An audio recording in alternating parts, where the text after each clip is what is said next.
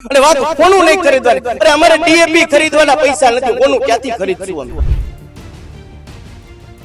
ખેડૂતોએ ઊભી કરેલી પાર્ટીની સરકારે સત્તામાં બેઠી હોય અને ખેડૂતોને એમ કહેવું પડે કે અમને ભાવ અપાવો. શું અમે ભિખારી છીએ?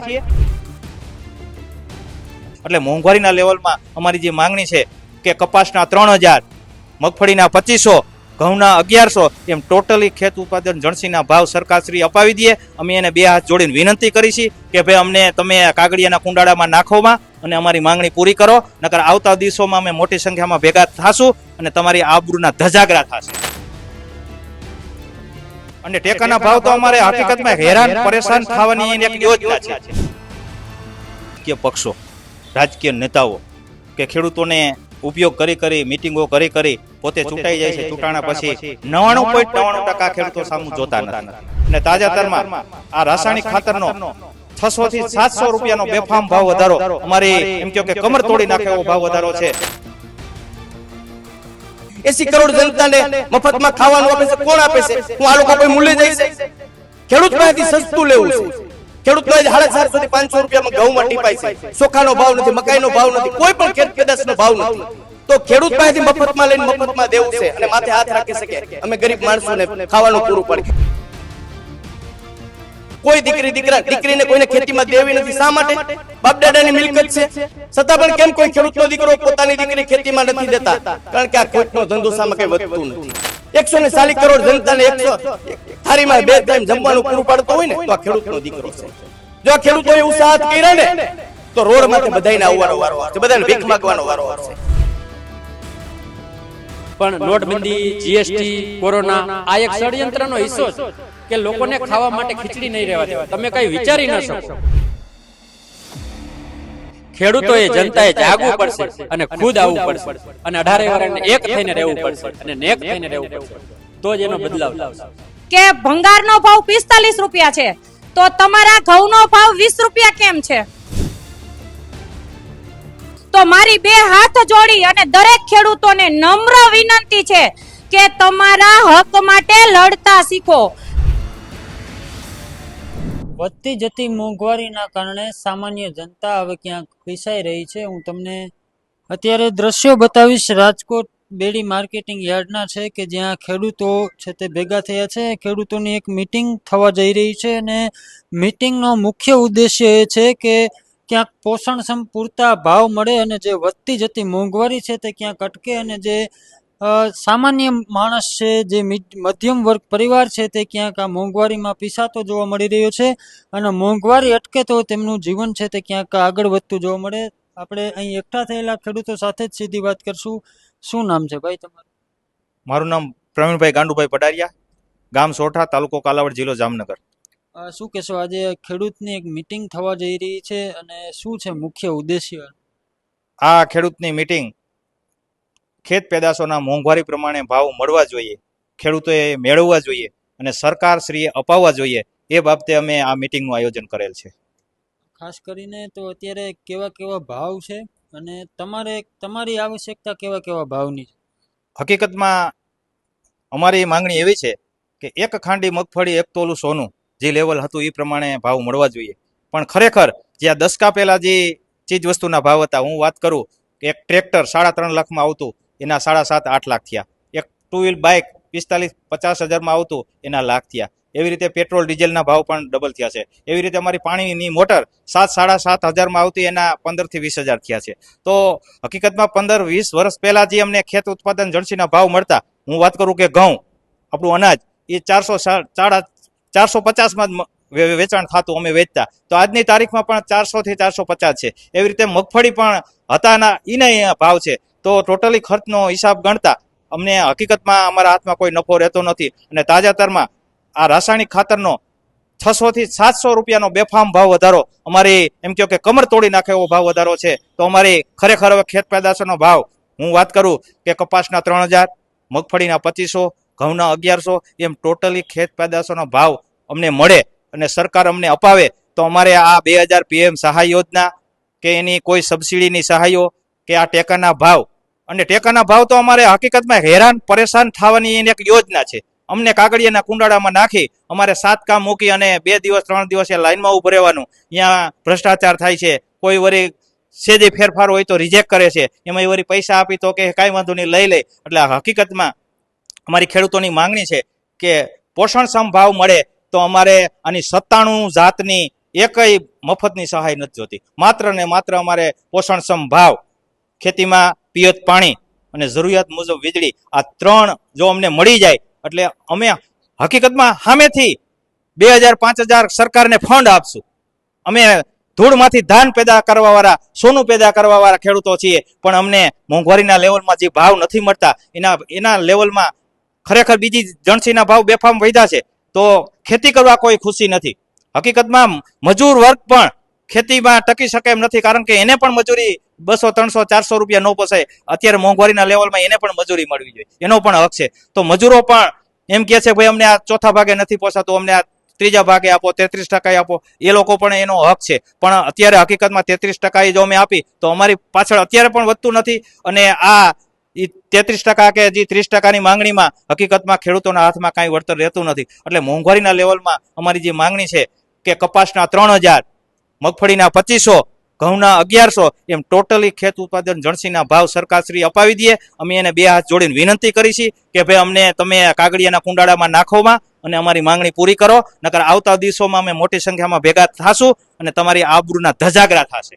ખેડૂતોએ ઊભી કરેલી પાર્ટીની સરકારે સત્તામાં બેઠી હોય અને ખેડૂતોને એમ કહેવું પડે કે અમને ભાવ અપાવો. શું અમે ભિખારી છીએ? હકીકતમાં ખેડૂતો અન્નદાતા છે, જગતનો તાજ છે, અને એને ભીખ માગવી પડે. તો આ સરકારશ્રીને નમ્ર વિનંતી કે આજ રાજકોટ બેડી માર્કેટિંગ યાર્ડમાં એક શાંતિપૂર્ણ અમારા સિદ્ધાંતથી ભેગા થયા છીએ. આવતા દિવસોમાં અમારે મોટી સંખ્યામાં ભેગા થાશું, પણ અમારી માંગણી અમે લઈને જ જપીશું. ખેડૂતો એકઠા તો થાય છે, પોતાની માંગણીને લઈને એકઠા થાય છે, પરંતુ ક્યાંક સંખ્યા ઓછી જોવા મળે છે. તો બોલતા નથી ખેડૂતો કે ક્યાંય બહાર નથી આવતા, એનું કારણ શું લાગે તમને? એનું મેઇન કારણ છે રાજકીય પક્ષો, રાજકીય નેતાઓ, કે ખેડૂતોને ઉપયોગ કરી મિટિંગો કરી પોતે ચૂંટાઈ જાય છે. ચૂંટાણા પછી 99.99% ખેડૂતો સામું જોતા નથી, પક્ષ પલટા કરે છે, ખરીદાઈ જાય છે. ખેડૂતોને ઉશ્કેરી, ખેડૂતોને પોલીસ દ્વારા માર પણ ખવડાવેલ છે. અને અમે જે અહીં ભેગા થયા છીએ એ આજના નહીં, આ દીપ પ્રાગટ્ય 4/4/2013 કાલાવડ તાલુકામાંથી શુભ શરૂ થઈ જાય, સૌરાષ્ટ્રના આંગણે ફરી દીપ પ્રાગટ્ય થયું છે. અને આ ગુજરાતના દરવાજા સુધી ખેડૂતો પહોંચવાના છે. પણ ગાંધી ચિંધ્યા રહે. અમે કોઈક જાતની અમારી ઉપર કલમ ન લાગે એવી રીતે અમે હાલવાના છીએ. અમને બધાનો સાથ છે. આ જો બેડી માર્કેટ યાર્ડમાં અમે મિટિંગ કરતા હોય તો બેડી માર્કેટ યાર્ડના સત્તાધીશોને ખૂબ ખૂબ અભિનંદન, એના ચેરમેનશ્રીને, એના પ્રમુખશ્રીને ખૂબ ખૂબ અભિનંદન. કારણ કે અત્યારે ખેડૂતોને બહાર નીકળવાની ઉપરથી મનાઈશ. આ સરકાર, હું એમ કહું કે ખરેખર ખેડૂત વિરોધી છે. ખેડૂતોએ ઉભી કરેલી પાર્ટીની સરકાર સત્તામાં બેઠી હોય અને ખેડૂતોએ એમ અમારે બોલવું પડતું હોય કે અમારા વિરોધીઓ બેઠા છે, તો ખરેખર કાંઈ નહીં, એ લોકોની ભૂલ થાય છે. અને ખેડૂતોએ પણ હવે સમજવું પડે એમ છે કે આ પક્ષાપક્ષી છોડી દો. એ લોકો પોતાનો પગાર વધારો કરવા એક થઈ જાય છે. આ સમજે એવી વાત છે ને. પોતાના 60,000 માંથી 1.5 લાખ પગાર સાથે મળીને કરી લીધા. પછી પક્ષ કોઈ પણ હોય, કોઈ પણ પાર્ટીમાં ચૂંટાયેલા હોય, પણ ખેડૂતની વાત આવે એટલે પોતે એક થતા નથી. કારણ કે ખેડૂતોનું સૌ સાથે મળીને, અને જે કોઈ ખેડૂતોનું શોષણ કરતા હોય એને હું કહું છું લાગુ પડે છે. શોષણ ન કરતા હોય એને હું એમ નથી કહેતો તમે બધા ચોર છો, પણ હકીકતમાં 99.99% રાજકીય નેતાઓ પક્ષમાં જોડાયેલા, ચૂંટાયેલા જે કોઈ હોય સાથે મળી અને ખેડૂતોનું પેટ ભરીને શોષણ કરે છે. વાત મોંઘવારીની છે, તો જે ધારાસભ્યો છે ગુજરાતના જેટલા પણ, બધાયનો પગાર લાખોની સંખ્યામાં ક્લાસ 1 અધિકારીની હારે ધારાસભ્યને પગાર આપવામાં આવે છે.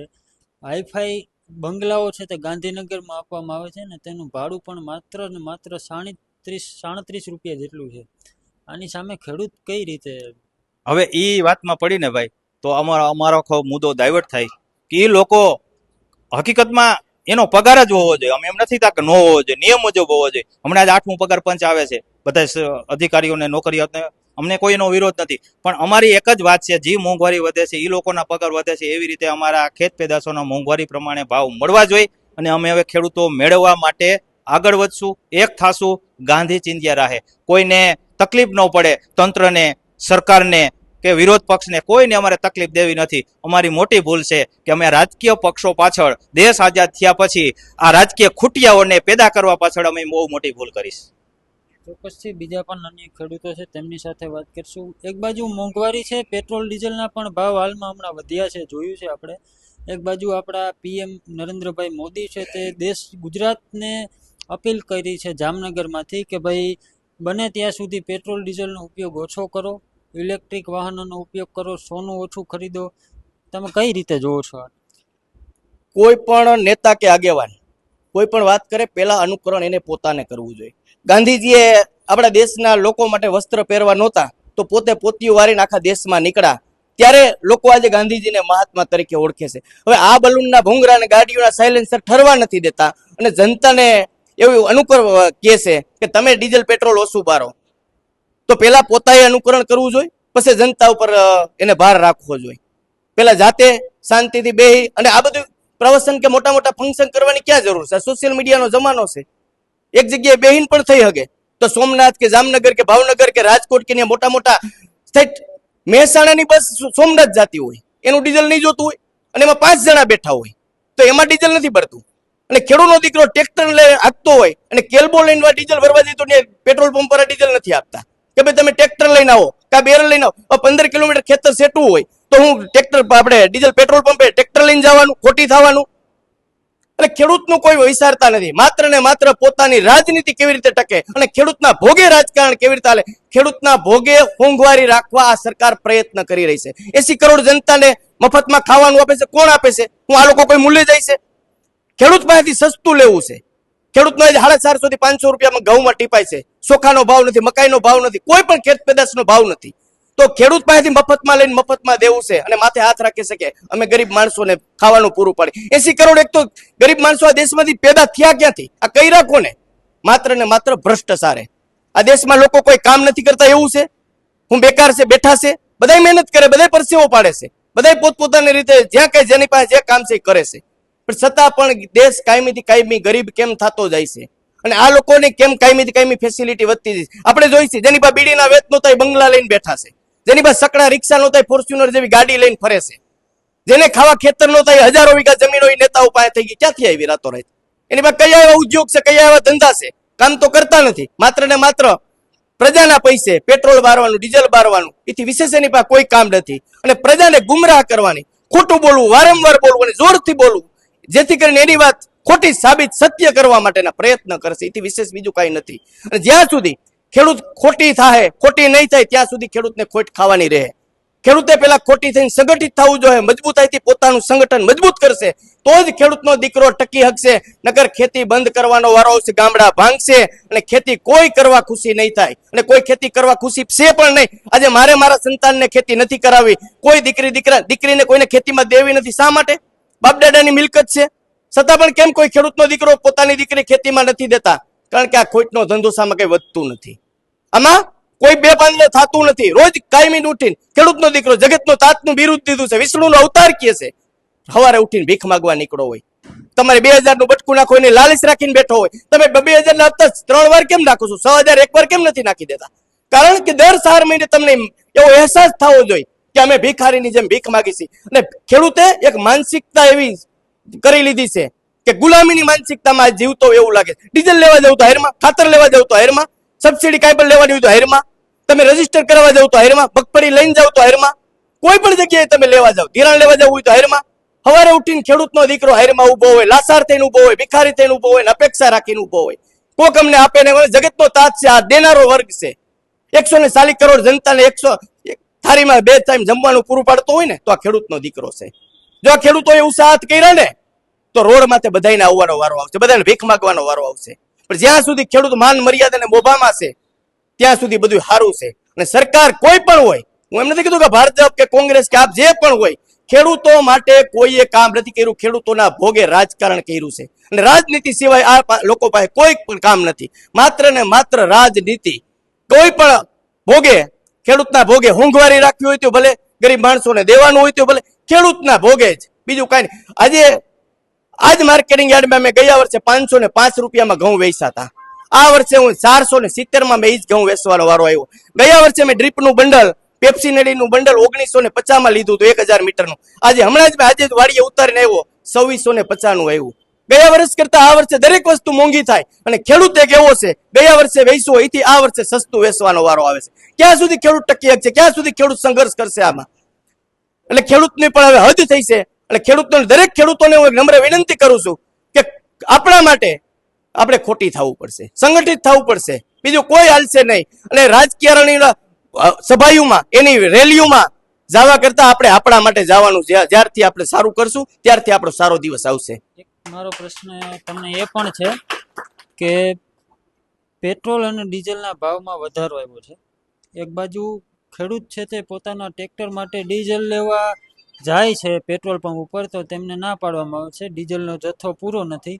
પણ હાલ અત્યારે હમણાં સોમનાથમાં પીએમની જે યાત્રા, જે આયોજન હતું સભાનું, તેમાં 200 જેટલી સરકારી બસ મૂકવામાં આવી હતી, જે એસટી બસો છે તે મૂકવામાં આવી હતી. તો તેમનું ડીઝલ કઈ રીતે મળતું હોય? મેં એ જ વાત કરી ને કે આ લોકો પોતાની ગાડીઓના સાયલેન્સર અને બલૂનના ભૂંગરા ઠરવા નથી દેતા અને પ્રજાને અપીલ કરે છે, પ્રજાને અનુરોધ કરે છે કે તમે ઘરે શાંતિથી બેહો ડીઝલ પેટ્રોલ બારોમાં, અમે અમારી સભા કરવા માટે મહેસાણાની બસ સોમનાથ પહોંચાડશું 5 જણા લઈને. એમાં આ લોકોને ડીઝલ નથી પડતું, એમાં દેશને કોઈ નુકસાન નથી થતું. અને વાત હોનું નહીં ખરીદવાની, અરે અમારે ડીએપી ખરીદવાના પૈસા નથી, હોનું ક્યાંથી ખરીદશું અમે?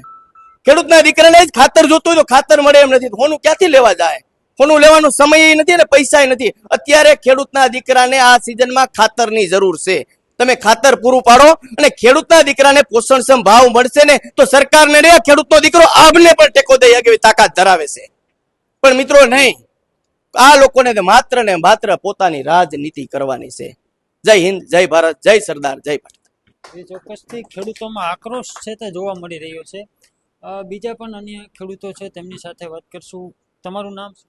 મારું નામ વિનોદભાઈ ઠાકરસિંહભાઈ પીપળિયા છે. શું કહેશો? હાલ અત્યારે મોંઘવારી છે તે વધતી જોવા મળી રહી છે, તેમના હિસાબે આજે જે ખેડૂતની અહીં મીટિંગ જોવા મળી રહી છે, અને શું પગલાં આગામી સમયમાં હશે? પણ આખી વ્યવસ્થા અત્યારે અસ્તિત્વની છે કે વિશ્વના 13 શક્તિશાળી લોકો કે આખી વ્યવસ્થા છે. માનો કે કોમ્પ્યુટર ઉપર તમારે જે કાંઈ ડિઝાઇન થઈ હોય એને રીસેટ કરવા માટે, એટલે એવી જ રીતે આખા વિશ્વની વ્યવસ્થા રીસેટ કરવાની છે. તમારા આવનારા દિવસોમાં અત્યારે ખેડૂતોની માંગ પોષણક્ષમ ભાવ માટેની છે, પણ હું તો એ કહું છું કે આ તો એક સામાન્ય મુદ્દો છે. આવનારા દિવસોમાં આપણે કેવી રીતે જીવન જીવવું ને એ અસ્તિત્વનો સવાલ થશે. CBDC કરન્સી આ લોકો લાવવાના છે. એટલે જે વિશ્વના 13 શક્તિશાળી લોકો જે કહી રહ્યો છું તે આજે ભારત દેશમાં તમે જોઈ રહ્યા છે, આ ખેડૂતો છે એમ કહે છે કે અમે પોષણક્ષમ ભાવ નથી મળતા. પણ નોટબંધી, GST, કોરોના આ એક ષડયંત્રનો હિસ્સો છે કે લોકોને ખાવા માટે ખીચડી નહીં રહેવા દેવાની. તમે કઈ વિચારી ન શકો આવી વ્યવસ્થા આખી ઊભી કરવામાં આવે. આ ખાલી દેશ માટેનો પ્રશ્ન નથી, સમગ્ર વિશ્વની આખી વ્યવસ્થા એનું પરિવર્તન થવા જઈ રહ્યું છે. ખેડૂતોના નામે નેતાઓ મત માગી જાય છે. હું તમને એક ઉદાહરણ બતાવું. બોટાદની અંદર જે કડદાકાંડ થયું તેમાં જે ખેડૂત નેતા તરીકે હતા રાજુ કરપડા, ખૂબ મોટી લડાઈ લડી, તે બાદ જેલમાં પણ ગયા ખેડૂતો માટે જે કાંઈ પણ હોય તે. અંતે શાસન પક્ષમાં જોડાઈને નેતાઓ સાબિત શું કરવા માંગે છે? નેતાઓ કશું સાબિત કરવા નથી માંગતા. એ તો એ લોકોને, આ લોકો પાસે સામ, દામ, દંડ અને ભેદની નીતિ હોય છે. હું તો 18 વર્ણને કહેવા માટે આવ્યો છું કે 18 વર્ણ જ્યાં સુધી એક ન થાય, કોઈ પણ જાતના વ્યસન અને ફેશનથી દૂર રહે અને કોઈ પણ જાતના કૌભાંડ ન કરે, અને 18 વર્ણની, હું વિનોદ પટેલ 18 વર્ણની દીકરીઓને મારી દીકરી ગણનાર. એટલે કે ક્યાંક ને ક્યાંક જો તમે કોઈ પણ જાતના ગુનામાં આવ્યા હોય ને તો એ ગુના, આ લોકો પાસે એક સિસ્ટમ છે કે અમારી ભેગા આવી જાઓ, અમારી ભેગા આવીને કરો તો કોઈ વાંધો નથી. એટલે ગમે એ પ્રકારે જો કોઈ પણ માણસ જરાય પણ ભૂલ કરશે ને તો આ લોકો એને બેહાડી દેશે. એટલે એને જે અગાઉ ગુના થયેલા હોય ને એને એ ગુનાને હિસાબે એને કાં જેલમાં જવું પડે અને કાંઈ પાર્ટીમાં ભરવું પડે. આવું કામ ચાલી રહ્યું છે. એટલે આંદોલનકારી વ્યક્તિ જે હશે, જેને કોઈ જાતનું જીવનમાં ક્યાંય ખોટું કર્યું નહીં હોય, એ લોકો ટકી શકશે નહીં. મતલબ ખેડૂતોનો વિશ્વાસ ક્યાંક તૂટી રહ્યો છે. આવા અનેક નેતાઓ છે તે ખેડૂતોના નામે રાજકારણ કરીને વયા જાય છે. તો ખેડૂત હવે કઈ રીતે પોતાના પગ ઉપર ઉભો થાય કે કોઈ નેતા પાછળ રહે? ખેડૂતોને પોતાના પગ ઉપર ઊભું થવું જોશે. જે ગીતામાં કીધેલું છે, તો ભગવાનની વાત કરું કે યદા યદા ધર્મસ્ય જ્ઞાનિલ ભવતિ ભારત અભ્યુત્થાનમ અધર્મસ્ય તદાત્માનમ સુજામ્યહમ પરિત્રાણાય સાધુનામ વિનાચાય સદૃષ્ટિ ધર્મ સંસ્થાપના થાય સંભવામી યુગે યુગે. આ જે સિદ્ધાંત છે ગીતાનો, એમ જનતાએ કોઈ આપણો બચાવ કરવા માટે કે કોઈ આપણા માટે મોક્ષની પ્રાપ્તિ કરવા માટે કોઈ ઉપરથી આવવાનું નથી. ખેડૂતોએ જનતાએ જાગવું પડશે અને ખુદ આવવું પડશે અને 18 વર્ષને એક થઈને રહેવું પડશે અને નેક થઈને રહેવું પડશે, તો જ એનો બદલાવ આવશે. ચોક્કસથી જે આયોજન છે ખેડૂતો દ્વારા કરવામાં આવ્યું છે તેમાં મહિલા પણ જોડાયા છે, તેમની સાથે પણ વાત કરશું. બેન, શું નામ છે તમારું? મારું નામ અલ્પા પટેલ છે. મારું ગામ નાના વડાળા છે. હું મારા ગામની સદસ્ય છું અને આજે એક ખાલી ખેડૂતની દીકરી થઈને આ સંમેલનમાં આવી છું. સંમેલન કયો તોય ભલે અને મારા માટે પ્રસંગ કયો તોય ભલે, કારણ કે આજે મારે દરેક ખેડૂતને બે હાથ જોડી અને નમ્ર વિનંતી છે કે આજે મને થોડીક શરમ પણ આવે છે કે જે જગ્યાએ હું આવી હતી એ જગ્યાએ મને એવી આશા હતી કે અહીંયા ભીડ હશે, પણ અમુક ખેડૂત ભાઈઓ એવા છે કે એને હજી ચંપલ પહેરવા માટે છે. જ્યારે આ સરકાર એના પગમાં ચંપલ પહેરવા નહીં રહેવા દે ત્યારે આ ખેડૂતોની આંખ ઉઘડશે. પેલા ભાવથી માંડો કે ભંગારનો ભાવ 45 રૂપિયા છે, તો તમારા ઘઉંનો ભાવ 20 રૂપિયા કેમ છે? તમે ક્યારેય આ વિચાર નથી કરતા? ના, આ તો ભલે મારે કેવું પડે છે, મને શરમય થોડીક આવે છે કે આજે ખેડૂતના દીકરા થઈ અને તમે તમારા પગ ઉપર કુહાડી મારો છો. આજે 30 વર્ષથી જ્યારથી આ સરકાર સત્તામાં આવી છે ત્યારથી તમને શું મળ્યું છે ખેડૂતોને? વિચાર તો કરો ક્યારેક. ભલે મારી ઉંમર નાની છે, હું તો આ બધા બેઠા એમાં કદાચ હું કોકથી મોટી હઈશ, પણ મને એક વિચાર આવે છે કે મારે જાગૃત થઈને બહાર કેમ આવવું પડ્યું છે. આજે મારે પરિવાર છે, હું ખેતી કરું છું, પણ મને એક વિચાર આવે છે કે હું કામ કરું છું એનું વળતર મને નથી મળતું. ખુલ્લું કહું છું, મને ડર નથી કોઈનો, આ સરકારનોય નથી, આ સત્તાનોય નથી, કારણ કે હું એક ખેડૂતની દીકરી છું. જો અમે ધૂળમાંથી ધાન પેદા કરતા હોય ને તો આટલી સભા છે અને કોઈ ખેડૂત એવું વિચારતા હોય કે હળદરવારી થઈને એવું થશે, તો મારી બે હાથ જોડી અને દરેક ખેડૂતોને નમ્ર વિનંતી છે કે તમારા હક માટે લડતા શીખો. તમે આજે નહીં લડો તો તમારા 30 વર્ષ તો તમે બરબાદ કરી જ દીધા છે, પણ તમારી આવનારી પેઢી પણ ભીખ માંગતી થઈ જશે. અને આજે વિચાર કરો કે આમાં કેટલાય એવા ખેડૂતો હશે કે એના દીકરા આજે વાંઢા છે. એનું કારણ શું છે કે કોઈ અત્યારે ખેતીમાં દીકરી દેવા રાજી નથી. એનું શું કારણ છે? કરોડો રૂપિયાની પ્રોપર્ટી હોવા છતાં શા માટે ખેતીમાં દીકરી નથી દેતા? એને ખબર છે કે અમે પરસેવો અનલોડ પાડો છો, તમારા લોહીનું પાણી કરો છો, છતાં તમે 12 મહિને હિસાબ કરો એટલે કાંઈ નથી વધતું. તો આ દરેક ખેડૂતોને આજે મારે અહીંથી કેવું છે કે તમે 700 રૂપિયા સરકારને ખાતરની થેલીના વધારે આપી શકો છો, તો આવા સંમેલન થાય ત્યાં તમે કેમ નથી જઈ શકતા? તમને તમારા સમયની આટલી બધી કિંમત છે? જો તમે સમયની કિંમત કરી હોત ને તો આ સરકાર આગળ ભીખ ન માંગવી પડી હોત. અને હું આજે એ કહું છું કે વિધાનસભામાં જ્યારે હું ગઈ હતી ત્યારે મને એક ખાખી વર્દીમાં છુપાયેલા શેતાને એવું કીધું તું કે ખેડૂતોએ ભીખ માંગવી પડે. કેમ ભાઈ? આ વર્દીની કિંમત અમે ચૂકવી છીએ. આ દેશના ખેડૂતો છીએ અને આ કૃષિ પ્રધાન દેશ છે, તો અમે ભીખ ન માંગી, ભીખ તો તમારે માંગવી પડે છે. અને તમે અમારા સેવક છો. મારે બોલવું તો ઘણું છે, પણ હું થોડીક મર્યાદામાં રહી અને આજે બોલી નથી શકતી. પણ મારે દરેક મારા ખેડૂત ભાઈઓને કેવું છે કે આજે નહીં જાગો તો આવનારી પેઢી તમારી હાથે કરી અને તમે પાયમાલ કરો છો, તમારા બાળકોનું ભવિષ્ય પાયમાલ કરો છો. એટલે દરેક ખેડૂતોએ જાગવાની જરૂર છે. જો હું લેડીઝ થઈને આટલી બહાર આવી શકતી હોય તો તમે તો એક જેન્ટ્સ છો. મારે વધારે કઈ નથી બોલવું, પણ મારી બે હાથ જોડી અને દરેક ખેડૂત ભાઈઓને નમ્ર વિનંતી છે કે તમારા હક માટે લડતા શીખો. નહીતર એક દિવસ એવો આવશે કે અંગ્રેજોથી પણ પરિસ્થિતિ તમારી બહુ ખરાબ થઈ જશે. આપ એક મહિલા છો, મારે એક પ્રશ્ન તમને એ પણ કરવો છે કે જે ગુજરાતની અંદર જેટલા પણ માર્કેટિંગ યાર્ડ છે તેમાં મહિલાને કેમ સ્થાન આપવામાં નથી આવતું? હવે ઈ તો આ સરકારની નબળી નીતિ છે અને થોડીક અમારી મહિલાઓની થોડીક નબળાઈ હશે કદાચ, તો મહિલાને સ્થાન આપવામાં નહીં આવતું હોય. પણ મારે તો આ સરકારને કેવું છે કે ફોર્મ ભરાવે છે મહિલાના નામના, ચૂંટણીઓ લડે છે જેન્ટ્સ, અને લેડીઝની પાછળ ઘૂંઘટ તાળી અને આખા રાજકારણ કરે છે. જો મહિલા આગળ આવશે તો એને ખબર છે કે મારા જેવી 5 દીકરીઓ જો આગળ આવશે ને તો આ સત્તાને ઘર ભેગી કરી દેશે.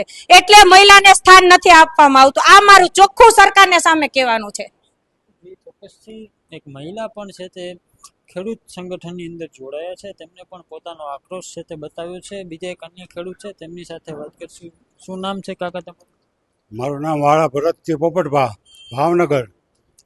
શું કહેશો આજે ખેડૂત સંમેલન? રાજકોટની જે ખેડૂત મહાસંમેલન છે એનો મુખ્ય હેતુ અમારો એ છે કે અમને ખેડૂતોને ભાવ પૂરતા મળવા જોવે, અને અત્યારે સરકારે જે ટેકાના ભાવ જાહેર કર્યા છે એના ઓછામાં ઓછા અમને ડબલ ભાવ તો તમામ ચીજના સરકારે જે 14 ચીજના ભાવ જાહેર કર્યા છે અમે વખોડી કાઢીએ છીએ. સરકાર ફરી વખત વિચારણા કરે, નહીંતર આવનારા દિવસોમાં આજથી જ અમે પ્રતિજ્ઞા લેવાના છે. દરેક તાલુકા દરેક જિલ્લાની અંદર ખેડૂતોને જાગૃત કરશું, અને જ્યાં સુધી અમને અત્યારની પેરિટી પ્રમાણે ડબલ ભાવ નહીં મળે ત્યાં સુધી અમે જંપવાના નથી.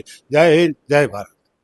જી ચોક્કસથી. તો મિત્રો આ હતા અહીંના ખેડૂતો એકઠા થયા હતા, અને તેમનો ક્યાંક ને ક્યાંક જે આક્રોશ છે તે સરકાર સામે જોવા મળી રહ્યો છે. હાલ અત્યારે જે સંગઠન છે તે બિન રાજકીય સ્વરૂપે જોવા મળ્યું હતું, પરંતુ ક્યાંક ને ક્યાંક જે રીતે આક્રોશ છે તે ક્યાંક સરકાર સામે છે જોવા મળી રહ્યો છે. અને વધતી જતી મોંઘવારીના કારણે ક્યાંક ને ક્યાંક ખેડૂતોની અંદર રોષ પણ જોવા મળી રહ્યો છે, અને ક્યાંક પોષણક્ષમ ભાવ પણ પૂરતા ન મળતા હોવાથી ખેડૂતો છે તે હાલ અત્યારે રોષે ભરાયેલા જોવા મળી રહ્યા છે. કેમેરા પર્સન પ્રદીપ પાઠક સાથે રાજેશ જોશી, BS19 ન્યૂઝ, રાજકોટ.